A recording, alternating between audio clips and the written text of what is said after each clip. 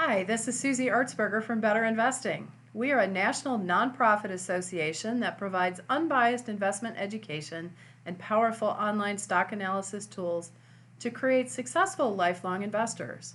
I am excited to join you today at the Allied Digital Conference to help you learn about initial public offerings or IPOs and some alternatives for going public that have become increasingly popular. The traditional IPO is when an established private company offers its first shares of stock to the public. Among other reasons, companies may want to go public to raise funds that will help them grow their business. They may also want a way for their owners and employees to sell the stock they already own on a public exchange to provide greater liquidity. In the traditional IPO, a company typically allies with an investment bank that will help organize the various aspects of the IPO effort and then buy the securities from the company. The investment bank then sells these shares to the initial group of investors that they have assembled.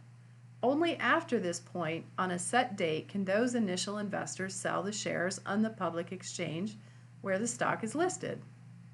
The number of IPOs in 2020 and 2021 has increased to levels not seen since the dot-com era.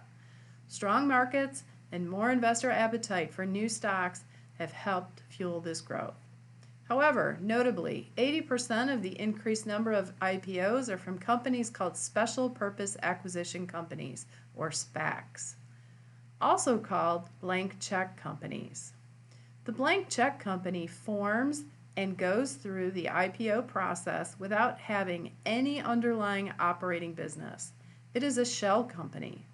After the IPO, the SPAC will then seek to merge with an existing operating company.